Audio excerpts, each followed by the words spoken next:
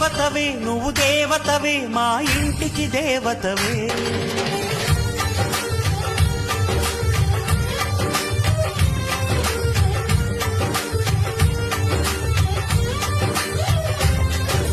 వెన్నెలవే సిరి వెన్నెలవే మా కన్నుల వెన్నెలవే.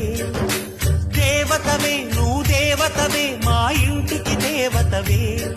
ఇక నీవే అలిగావా చీకటైపోదా ఇల్లంతా. దయచూపు కాసింత దాసుడిని కాదా నీ చెంత.